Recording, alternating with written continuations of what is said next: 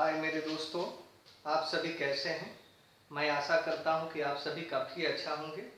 मेरे प्यारे बच्चों, I am Ravi Kumar, faculty of English from Abhinav Classes Maharajganj. बहुत सारे बच्चों ने कमेंट किया था कि सर जी सेल्फ इंट्रोडक्शन के दो पार्ट के बारे में आपने बताया था।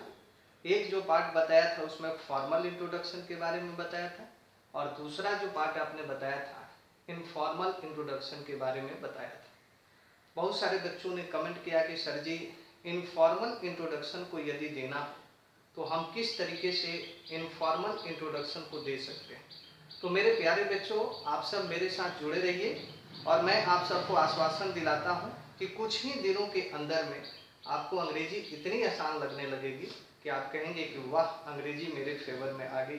This English has come in the favour of ourself after spending of few times.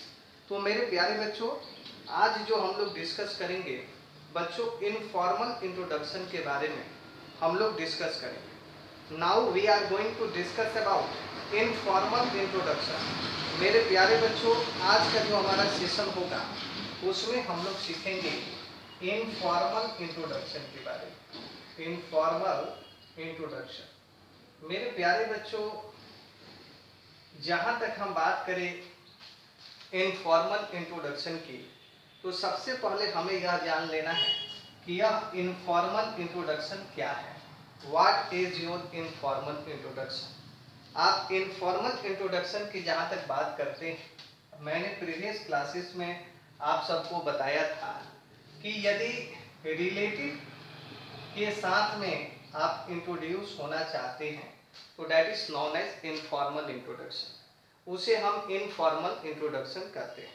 आपका मान लीजिए कि कोई फ्रेंड है, उसके साथ में आप इंट्रोड्यूस होना चाहते हैं तो that is known as informal introduction. मोटे तौर पे यदि कहा जाए तो ये अपने संबंधी के साथ में आप इंट्रोड्यूस होने के लिए जा रहे हैं तो उसे हम that is known as informal introduction. आपका कोई दोस्त है, उसके साथ में यदि आप इंट्रोड्यूस होने के लिए जा रहे हैं तो उसे हम कहते हैं मेरे बच्चों इनफॉर्मल इंट्रोडक्शन। मेरे प्यारे बच्चों, जरा दिमाग पर जोर देकर देखिए। फॉर्मल इंट्रोडक्शन में हमने आपको बताया था कि जब किसी ऑफिस में आप इंटरव्यू देने के लिए जाते हैं तो that is known as formal introduction. और उसमें मैंने आप सबको बताया था कि वैसी परिस्थिति में आप मे आई कम इन सर का प्रयोग कर सकते हैं। मे आई कम इन सर का प्रयोग कर सकते हैं। It is clear. तो मेरे प्यारे बच्चों, जब इनफॉर्मल की बात होगी मेरे बच्चों, इनफॉर्मल इंट्रोडक्शन की जब बात होगी तो इनफॉर्मल इंट्रोडक्शन में कभी भी आप मे आई कम इन सर का प्रयोग न करें। तो फिर किसी बच्चे ने एक सवाल पूछा। उसने पूछा कि सर आप तो कह रहे हैं कि फॉर्मल इंट्रोडक्शन में मे आई कम इन सर का प्रयोग तो करना है, लेकिन can I come in sir का प्रयोग नहीं करना है, क्योंकि फॉर्मल इंट्रोडक्शन के तहत can I come in sir का जो प्रयोग है वह अन्यथा गलत माना जाता है। इसलिए इनफॉर्मल इंट्रोडक्शन में हम कभी भी can I come in sir का प्रयोग नहीं कर सकते हैं, बल्कि इनफॉर्मल इंट्रोडक्शन में हम क्या करेंगे मेरे बच्चों, can I come in sir का प्रयोग हम कर सकते हैं। यहाँ तक बातें समझ में आ गई।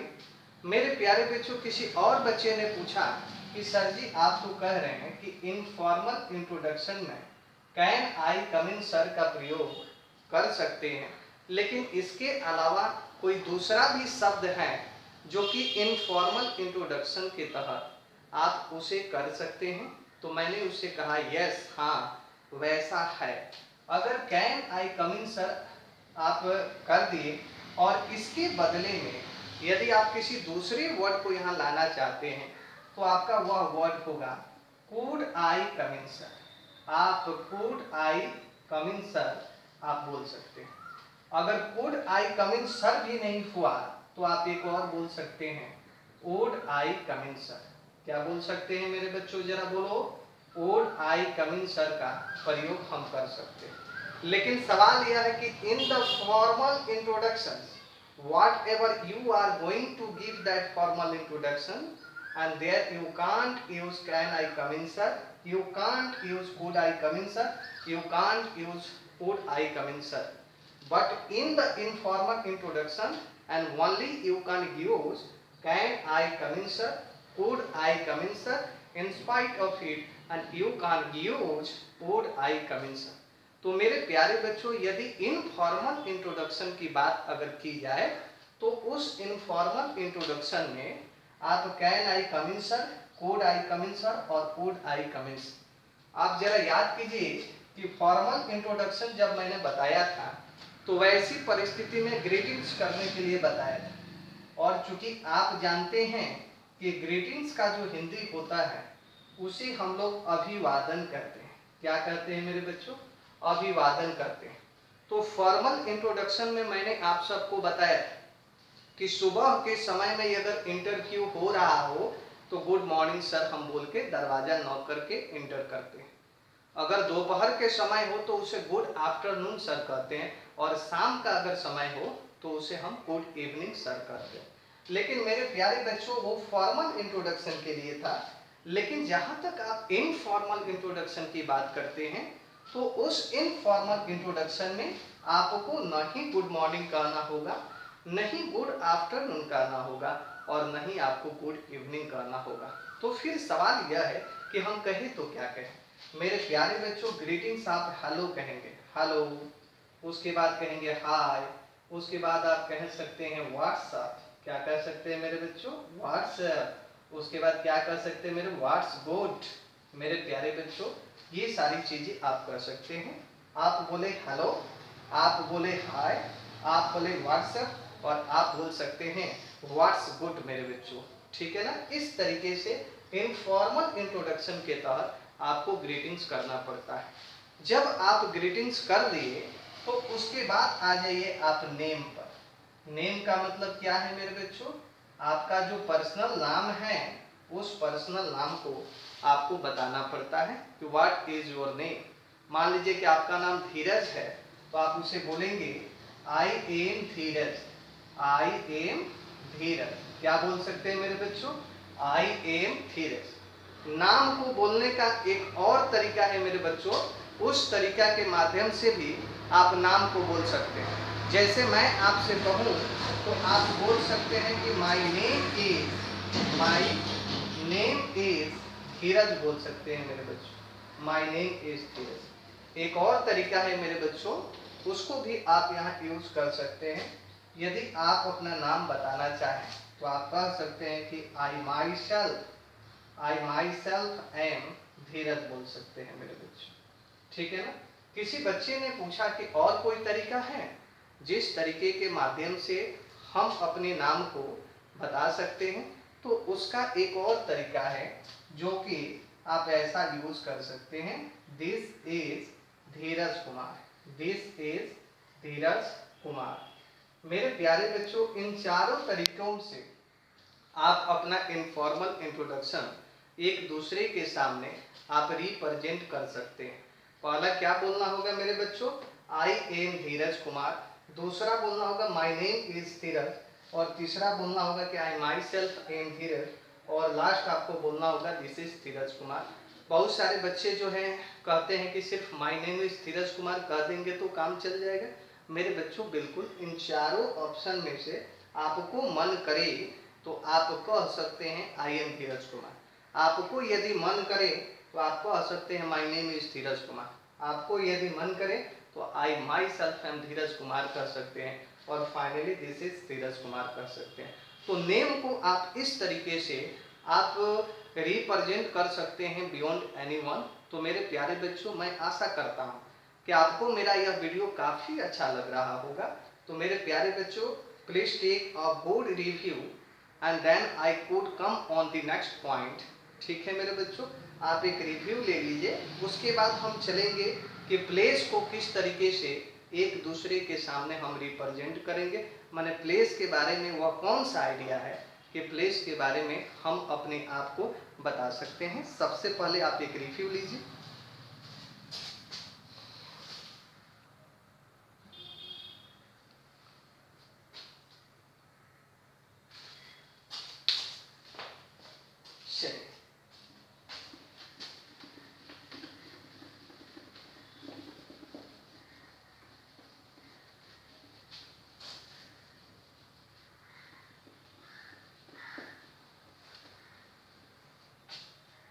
इसमें आपको प्लेस भी बताना पड़ता है मेरे बच्चों। प्लेस की बात जहाँ तक करें, जिस तरीके से मैंने आप सबको जब फॉर्मल इंट्रोडक्शन पढ़ाया था तो उस फॉर्मल इंट्रोडक्शन में प्लेस के बारे में आपको बताया था, उसी तरीके से इसमें भी आपको प्लेस के बारे में आपको बताना पड़ता है। प्लेस की जहाँ तक बात करते हैं मेरे बच्चों, आप कैसे प्लेस के बारे में बता सकते हैं? तो प्लेस की जहाँ तक बात है मेरे बच्चों, आप कह सकते हैं मेरे बच्चों कि I am from Bihar, I am from Bihar, मैं बिहार से हूँ, ठीक है। या दूसरा जो तरीका होगा मेरे बच्चों, आप दूसरे तरीकों को किस तरीके से बोल सकते हैं? आप कह सकते हैं कि आई हैव, ठीक है ना, come from, I have come from Delhi, ठीक है। Now I am raised, I am raised in Bihar. इसका मतलब यह हुआ मेरे बच्चों कि मैं दिल्ली से आया हूँ और अभी बिहार में रह रहा हूँ। तो इस तरीके से अगर प्लेस को बताना हो, स्थान को बताना हो, तो आप स्थान को बता सकते हैं। इसके बाद आ जाता है प्लेस की जहाँ तक बात करते हैं मेरे बच्चों, तो प्लेस के बाद आपका नेक्स्ट जो पॉइंट आ जाता है मेरे बच्चों, वह क्या होता है मेरे बच्चों? आपको पोजीशन एंड वर्क बताना पड़ता है। Position and work, position and work का मतलब ये कि आप किस पोजीशन में हैं, ठीक है। या आप मान लीजिए दिल्ली में रह रहे हैं या कहीं भी आप रह रहे हैं, तो वहाँ आप किसी कंपनी में काम करते हैं, आप इंजीनियर हैं, आप डॉक्टर हैं या आप आईएएस अधिकारी हैं, तो आपकी वो पोजीशन है। तो पोजीशन एंड वर्क का मतलब हुआ कि आप अपने पोजीशन के बारे में बताइए। आप अपनी अभी प्रेजेंटली जो पोजीशन है, मतलब जिस पोस्ट पर आप हैं, उस पोस्ट के बारे में आप उसे आसानी तरीके से बता सकते हैं। तो पोजीशन की बात होगी तो बोलेंगे कि I am an engineer, I am an engineer in IFSC company, IFSC company, कोई भी कंपनी का अगर आप इंजीनियर हैं तो आप उसे बता सकते हैं। मान लीजिए कि आप डॉक्टर हैं, तो डॉक्टर आपकी पोजीशन को बताता है, तो आप उसे बता सकते हैं कि आई एम अ डॉक्टर। अगर आप एक आईएएस अधिकारी हैं तो आप बोल सकते हैं कि I am an IAS officer. क्या बोल सकते हैं मेरे बच्चों? I M an IAS officer. यदि आप एक स्टूडेंट हैं तो आप बोल सकते हैं मेरे बच्चों आई एम अ स्टूडेंट, ठीक है ना। मान लीजिए क्लास 10th के हैं तो क्लास 10th बताएंगे, ठीक है। 12th के हैं तो 12th बताएंगे, एक्सेट्रा मेरे बच्चों। तो आप इस तरीके से अपना जो पोजीशन एंड वर्क है, उस पोजीशन एंड वर्क को आप बता सकते हैं। पोजीशन एंड वर्क के बाद मेरे बच्चों, इसमें भी आपको हॉबीज के बारे में बताना पड़ता है। तो सबसे पहले आप रिव्यू ले लीजिए, उसके बाद मैं नेक्स्ट पॉइंट पर आता हूं मेरे बच्चों। हाँ, चलिए मेरे बच्चों, हॉबीज की जहां तक बात करते हैं मेरे बच्चों, ठीक है ना। मैंने आप सबको बताया था फॉर्मल इंट्रोडक्शन में कि हॉबीज को यदि बताना हो तो आप किस तरीके से हॉबीज को बता सकते हैं। मेरे प्यारे बच्चों, पहले हॉबी हुआ करती थी, लेकिन आजकल हॉबीज हो गई। पहले हॉबी का मतलब क्या था? पहले के समय में लोगों का जो पेशा होता था, कोई एक पेशा हुआ करता था, लेकिन आजकल लोगों की बहुत सारी अब हॉबीज हो गई है। इसलिए मैंने यहाँ क्या लिखा मेरे बच्चों? हॉबीज लिखा। तो मान लीजिए कि आप अपने हॉबीज के बारे में बताना चाहते हैं, तो किस तरीके से अपने हॉबीज के बारे में बता सकते हैं? तो आपको लिखना होगा मेरे बच्चों, माई हॉबीज, ठीक है ना, or playing cricket, or playing cricket, playing cricket and listening music मेरे बच्चों। लिसनिंग म्यूजिक आप कर सकते हैं मेरे बच्चों, कि मेरा जो हॉबीज है क्रिकेट खेलना है और लिसनिंग म्यूजिक है मेरे बच्चों। उसके बाद एंड पॉइंट में जो है मेरे बच्चों, आपको क्या लिखना पड़ता है? जैसे आप याद करिए कि हमने फॉर्मल इंट्रोडक्शन के तहत आपको बताया था कि जब भी आपका इंट्रोडक्शन का एंड होगा तो वैसी परिस्थिति में आप क्या करेंगे मेरे बच्चों, दैट्स ऑल अबाउट मी आप लिखेंगे। ठीक उसी तरीके से मेरे बच्चों इनफॉर्मल इंट्रोडक्शन का भी जब एंड होगा तो वैसी परिस्थिति में दैट्स ऑल अबाउट मी आप लिख सकते हैं। तो एंड में क्या लिखना होगा मेरे बच्चों, लिखना होगा दैट्स ऑल अबाउट मी। और आप याद करें कि मैंने बताया था उसमें कि जैसे ही आप दैट्स ऑल अबाउट मी लिख देते हैं यह सब मेरे बारे में है, उसके बाद फाइनली आपको लिखना पड़ता है थैंक यू। क्या लिखना पड़ता है मेरे बच्चों, थैंक यू। थैंक यू का मतलब धन्यवाद करना पड़ता है मेरे बच्चों। तो आप इस तरीके से this way you could give your informal introduction beyond anyone. आप इस तरीके से एक दूसरे के सामने आप अपने इनफॉर्मल इंट्रोडक्शन को दे सकते हैं मेरे बच्चों। मैं आशा करता हूं मेरे बच्चों कि यह वीडियो जो है आपको काफ़ी पसंद आया होगा मेरे बच्चों। यदि मेरा वीडियो पसंद आए तो मेरे बच्चों मेरे चैनल को आप इतना सब्सक्राइब करें कि मेरी जो ऑक्सीजन की कमी हो रही थी वो ऑक्सीजन की कमी होना बंद हो जाए। आप तो सीखें ही, साथ साथ में दूसरों को भी सिखाएं। यह तभी संभव हो सकता है मेरे बच्चों जबकि आप मेरी इस वीडियो को आप एक दूसरों को आप मने शेयर करेंगे, अपने दोस्त अपने यार के साथ शेयर करेंगे और उसे भी कहेंगे सब्सक्राइब करने के लिए। इस तरीके से आप तो सीखेंगे ही, साथ ही साथ में आपका जो दोस्त यार है वो दोस्त यार भी जो है इंग्लिश के बारे में सीखेगा। और मेरे साथ आप बने रहिए। मैं एटलीस्ट 15 डेज के अंदर में मैं आपको वो तमाम चीज़ें सिखाऊंगा कि आपको लगने लगेगा कि English is not a difficult language but English is a very simplest language.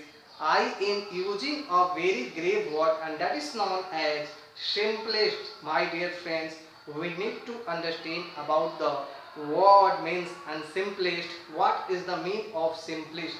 If you want to talk about in simplest means, and it is the easiest way and to learn a spoken English. But my question is beyond all of you, my dear friend. And when and will all of you realize, and so at least all of you will have to give and 15 days. After 15 days each and every experience and will realize and that definitely, and Ravi sir was saying that English is not a difficult language but English is a very simplest language for everyone. So my dear friend, आप मेरे channel को subscribe करें और मेरे साथ आप जुड़े रहिए। एटलीस्ट 15 डेज के अंदर में आपको वो तमाम चीज़ें मैं सिखा दूंगा जो कि आपके लिए ज़रूरी है। थैंक यू वेरी मच मेरे बच्चों।